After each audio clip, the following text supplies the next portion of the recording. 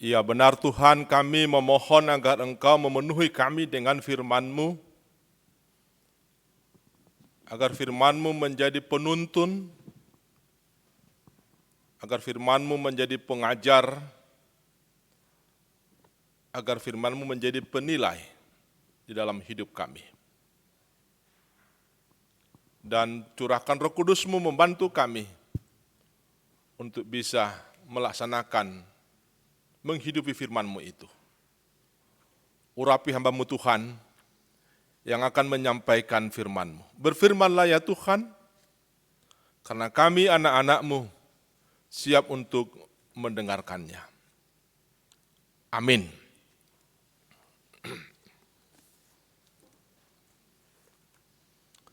Shalom, Horas, salam repermanda bagi kita semua. Ibu Bapak, saudara-saudari yang dikasihi Tuhan kita Yesus Kristus, bagi kita majelis dan keluarga yang sudah beribadah di gereja, dan begitu juga bagi Bapak Ibu yang masih beribadah di rumah masing-masing, firman Tuhan yang menyapa kita pada hari Minggu ini tertulis dari kitab Injil Lukas pasal 6 ayat 39 hingga ayat 42. Demikian bunyi firman Tuhan menyapa kita. Judulnya Hal Menghakimi. Yesus mengatakan pula suatu perumpamaan kepada mereka. Dapatkah orang buta menuntun orang buta? Bukankah keduanya akan jatuh ke dalam lubang? Seorang murid tidak lebih daripada gurunya. Tetapi barang siapa yang telah tamat pelajarannya akan sama dengan gurunya. Mengapakah engkau melihat selumbar di dalam mata saudaramu, sedangkan balok di dalam matamu sendiri tidak engkau ketahui? Bagaimanakah engkau dapat berkata kepada saudaramu, saudara, biarlah aku mengeluarkan selumbar yang ada di dalam matamu, padahal balok yang di dalam matamu tidak engkau lihat. Hai orang munafik, keluarkanlah dahulu balok dari matamu, maka engkau akan melihat dengan jelas untuk mengeluarkan selumbar itu dari mata saudaramu. Demikian pembacaan firman Tuhan bagi kita. Ibu bapak, saudara-saudari yang dikasihi Tuhan kita Yesus Kristus, pernah sewaktu saya melayani di HKBP Senaitek di tahun 90-an, saya pernah bertanya kepada seorang jemaat yang agak tua yang sedang bekerja membangun rumah. Saya tanya dalam bahasa Batak kepada bapak yang sedang bekerja membangun rumah itu, Neha do hoamang sekolah tukang, apakah bapak pernah sekolah tukang? Bapak itu menjawab sambil menghentikan pekerjaannya, dalam bahasa Batak dia katakan, dak ke amang, dangadong sekolahku, molo boy peau, nuaing martukang, ala najolo, huitodo tukangi songon kene kau. Kene dalam arti pembantu tukang. Mulai dari belajar mengaduk semen, memasang batu, dan memasang kayu. Demikianlah saya bisa menjadi seorang tukang. Itu ungkapannya. Dan dia katakan lagi, utiop do prinsip amang, saya memegang prinsip amang pendeta, ungkapan orang Batak yang mengatakan, mata guru roha sisean. Mata guru roha sisean. Ketika dia ungkapkan ungkapan itu, mata guru roha sisean, langsung ada dalam pikiran saya bahwa memang benar. Keahlian itu dapat kita miliki tidak harus belajar di bangku sekolah, tetapi ketika kita mau mendengar, mau memperhatikan apa yang kita lihat dan melaksanakan apa yang kita lihat itu. Itulah yang disebut dengan pendidikan informal. Ibu bapak, saudara-saudara yang dikasihi Tuhan kita Yesus Kristus, guru adalah singkatan dari istilah digugu dan ditiru. Guru adalah seorang yang patut digugu dan selanjutnya seorang yang patut ditiru. Yesus juga disebut seorang guru.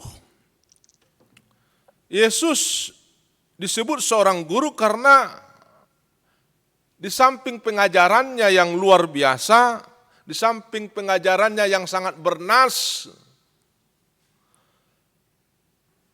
dia disebut guru karena perilakunya yang benar-benar dapat digugu oleh murid-muridnya dan orang banyak, ditiru oleh murid-muridnya dan orang banyak.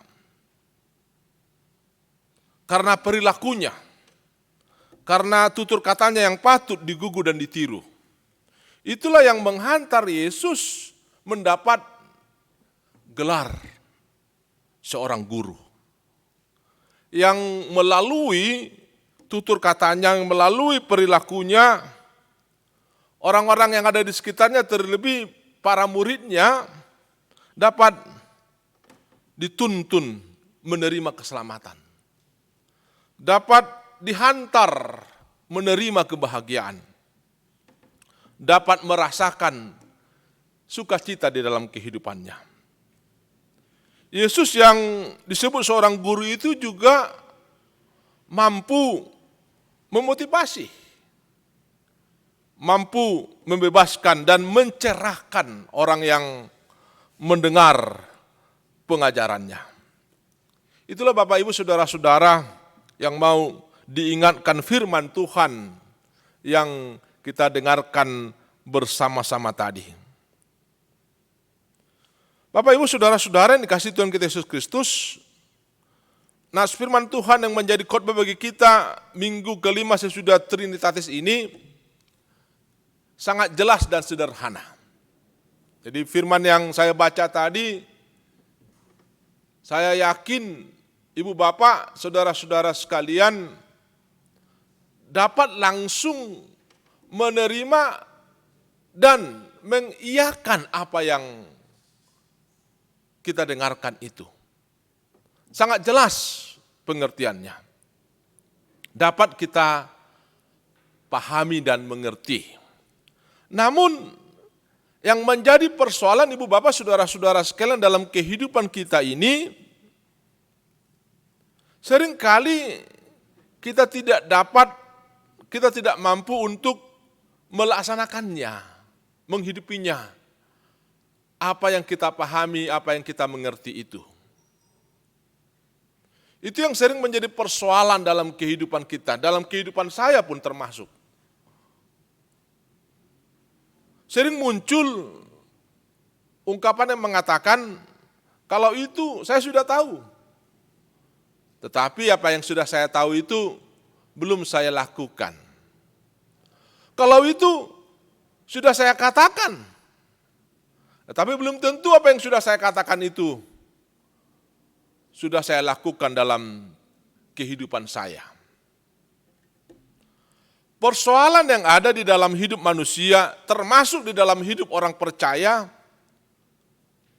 begitu juga yang didapati Yesus ketika dia mengajar, karena khotbah kita ini juga adalah bagian dari pengajaran Yesus di khotbah di bukit. Yesus menemukan bukan soal tidak tahu di dalam kehidupan umat manusia itu dari ajaran-ajaran yang disampaikan Yesus. Bukan soal tidak mampu mengatakannya, tapi soal yang ditemukan Yesus di dalam kehidupan umat manusia, di kehidupan orang banyak itu adalah mereka belum melakukannya. Atau paling ekstrim, mereka tidak melakukan apa yang mereka ketahui itu, apa yang mereka sudah katakan itu. Menariknya, Yesus yang disebut seorang guru itu, di dalam hidupnya, dia sudah terlebih dahulu melakukan apa yang mau dia katakan. Yesus itu di dalam pelayanannya sudah terlebih dahulu melakukan, baru dia mengatakan apa yang mau dia katakan. Dan Yesus itu selalu berusaha melakukan apa yang dia ketahui yang baik, yang benar di dalam hidupnya. Inilah persoalan yang kita hadapi di dalam kehidupan pada saat ini. Kalau kita lihat diri kita sebagai orang Batak, mungkin kita bisa berbeda pendapat tentang ini, tapi dalam pemahaman saya tentang diri kita sebagai orang Batak itu lebih banyak bicara daripada bekerja. Orang Batak itu katanya lebih banyak tahunya daripada melakukan apa yang diketahuinya itu. Dan sebagai seorang Kristen, sebagai pengikut Kristus, kita diminta untuk lebih banyak bekerja dari bicara. Lebih banyak berbuat dari apa yang sudah kita ketahui. Itulah tantangan dan ajakan yang disampaikan firman Tuhan yang berbicara menyapa kita pada hari Minggu kelima sesudah Trinitatis ini. Agar kita, ibu bapak, saudara-saudara sekalian dalam hidup kita melakukan apa yang kita katakan. Agar kita dalam hidup kita ini senantiasa berusaha melakukan apa yang sudah kita ketahui yang baik, yang benar di dalam hidup kita ini. Ada 3 hal penting yang mau disampaikan nas ini kepada kita. Di dalam realita kehidupan yang kita alami, dan begitu juga di dalam komunitas kehidupan di mana kita berada. Pertama, nas ini mengajar kita, mengingatkan kita bahwa kita membutuhkan seorang penuntun atau membutuhkan penuntun di dalam hidup kita ini. Itu dia tadi yang diingatkan dalam ayat 39. Yesus mengatakan pula suatu perumpamaan kepada mereka, dapatkah orang buta menuntun orang buta? Bukankah keduanya akan jatuh ke dalam lubang? Kita membutuhkan seorang penuntun dalam hidup ini. Karena pada kenyataannya, dalam arti tanda kutip, kita ini adalah orang buta. Orang buta dalam arti ada kekurangan, ada kelemahan. Orang berdosa. Sehingga atas kebutaan kita itu dalam arti tanda kutip kita perlu mata untuk keluar dari kebutaan kita itu. Dan untuk situasi seperti itu memang dibutuhkan seorang penuntun, penunjuk jalan. Seorang pembimbing, pendamping, bahkan seorang juru selamat dari keberadaan kita, yang mana kita ini adalah seorang yang buta. Itu yang pertama, mau diingatkan nas ini kepada kita. Yang kedua, nas ini mengajar kita, mengingatkan kita bahwa kita membutuhkan seorang pengajar, seorang guru, seorang yang patut digugu dan ditiru di dalam hidup kita. Dalam tingkat yang rendah, guru itu mengajar kita untuk meniru apa yang dia lakukan. Dalam tingkat yang rendah, guru itu meniru kita untuk melakukan apa yang dia lakukan. Lalu kemudian sesudah dia mengajar kita untuk meniru apa yang dia lakukan, guru itu juga akan mengajar kita untuk menghidupi apa yang dia ajarkan. Lalu pada tahap yang lebih tinggi lagi, guru itu akan mengajar kita untuk tinggal dan menjadi ajaran itu di dalam hidup kita. Jadi seorang guru itu pada awalnya dia akan mengajar muridnya meniru apa yang dia lakukan, baru menghidupi apa yang dia lakukan, lalu tinggal menjadi ajaran itu di dalam hidupnya. Itulah yang kedua yang diingatkan nas ini kepada kita, ibu bapak saudara-saudara sekalian. Kita dalam hidup ini membutuhkan seorang guru. Baru yang ketiga, kita membutuhkan seorang penilai di dalam hidup kita agar kita mengenal siapa diri kita. Seorang penilai yang akan memperbaiki kehidupan kita. Dan jangan memposisikan diri kita sebagai penilai karena memang itu bukan bagian dari kita. Jadi tiga hal inilah yang mau diingatkan firman Tuhan bagi kita pada hari Minggu ini. Dalam hidup kita ini kita membutuhkan seorang penuntun, dalam hidup kita ini kita membutuhkan seorang pengajar, guru, dan dalam hidup kita ini kita membutuhkan seorang penilai.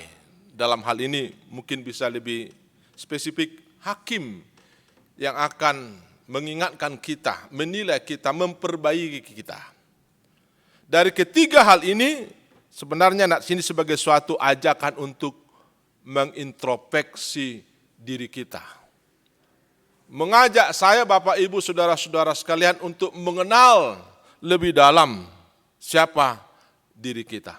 Ada orang bijak mengatakan, kalau dalam hidup kita ini kita senantiasa mengingat, kita mengenal siapa diri kita, maka persoalan, masalah akan dapat kita atasi.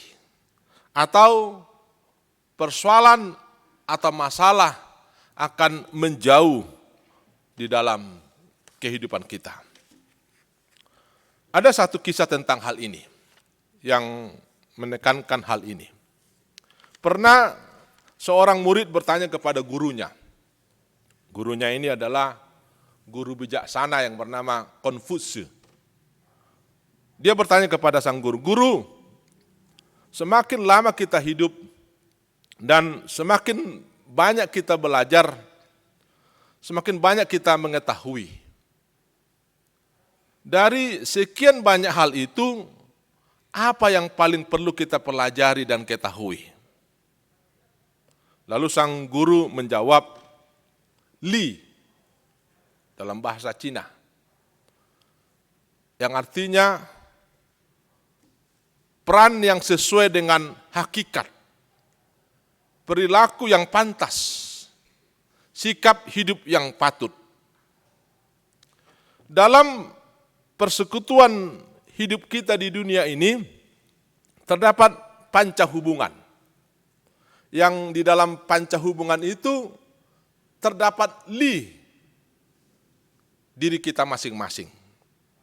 Hubungan yang pertama di dalam kehidupan di dunia ini adalah hubungan antara raja dan rakyat. Sebagai raja, li-nya adalah menyediakan kesejahteraan. Sebagai rakyat, li-nya adalah patuh dan mengabdi. Dalam hubungan orang tua dan anak pun, Sebagai orang tua, Li-nya dia berperan memberi teladan dan mengayomi. Sebagai anak, dia berperan untuk membaktikan diri. Dalam hubungan suami istri, Li suami adalah dia bertindak benar dan setia. Li istri itu adalah tunduk dan patuh. Dalam hubungan kakak beradik, kakak itu melindungi, adik itu menghormati. Dalam hubungan atasan dan bawahan, atasan itu bersikap adil, tenggang rasa, sedangkan bawahan terbuka dan belajar. Jika tiap orang menjalankan Li-nya, tiap benda ada pada tempatnya, tiap perkara terjadi pada waktunya, pasti terciptalah keserasian dan keharmonisan. Kemudian hari ajaran tentang Li ini diperkenalkan kembali oleh Sokrates dan Plato di dalam konsep tentang apa yang mereka sebut dalam bahasa Yunani arete. Keunggulan fungsi atau keutamaan yang khas. Keunggulan fungsi atau keutamaan yang khas. Contohnya, arete sebuah pena adalah menulis. Arete sebuah pena adalah menulis. Sejauh pena itu menjalankan fungsinya sebagai alat tulis, maka ia mempunyai arete yang benar. Ia menjadi dirinya yang utama. Demikianlah setiap orang mempunyai aretenya masing-masing. Kalau orang tidak mempunyai arete, dia tidak ada gunanya. Apa gunanya? Tidak ada lagi kalau seseorang itu tidak mengetahui, tidak melaksanakan arete yang ada di dalam dirinya. Ini jugalah yang kemudian disempurnakan oleh Yesus di dalam dirinya. Konsep Li dan arete inilah yang kemudian diajarkan dan diperkenalkan dan disempurnakan Yesus di dalam dirinya secara luar biasa. Dan kemudian dicoba Yesus untuk ditransformasikan di dalam pengajaran-pengajarannya, di dalam perkataannya, di dalam perilakunya. Dan kemudian itu diteruskannya kepada kita, kepada setiap orang yang mengikut dia. Ketika Yesus katakan, kamu adalah garam dunia dan terang dunia. Sebenarnya di situ Yesus sedang mengingatkan kita, para pengikut Kristus, untuk menjadi diri kita yang sebenarnya. Itulah salah satu fungsi dari pendidikan dan pengajaran. Agar kita mengenal diri kita, agar kita menjadi diri kita yang sebenarnya, yang menjadi topik dari minggu kelima Trinitatis ini. Mencintai pendidikan sampai kepada menjadi pendidikan itu di dalam kehidupan kita. Tuhan memberkati kita. Amin. Kita berdoa. Terima kasih Tuhan atas firman-Mu yang dapat kami dengar. Agar firman-Mu itu tidak lagi hanya tersimpan di dalam hati kami ketahui, tapi juga dapat kami lakoni dalam kehidupan kami. Kami fungsikan dalam kehidupan kami. Jadikan kami pribadi-pribadi yang tidak hanya mendengar, tapi juga sudah harus melangkah, mengatakan dan melakukannya. Karena itulah Tuhan yang sudah Engkau teladankan di dalam hidup-Mu. Dan kami sebagai pengikut-Mu pun harus bisa melakukannya. Terima kasih Tuhan. Dan kami percaya Engkau senantiasa mendorong kami untuk dapat melakukannya. Karena Engkau menempatkan dirimu sebagai penuntun, sebagai pengajar, bahkan sebagai hakim yang mengawasi kami. Dan pada akhirnya juga membela dan menyelamatkan kami. Berjalanlah senantiasa di dalam hidup kami, tinggal dalam hati dan pikiran kami, dan menggerakkan setiap anggota tubuh kami melakukan kehendak-Mu Tuhan. Dengarlah doa permohonan kami ini, yang kami alaskan dalam nama Yesus, Tuhan dan Juru Selamat kami yang hidup. Amin.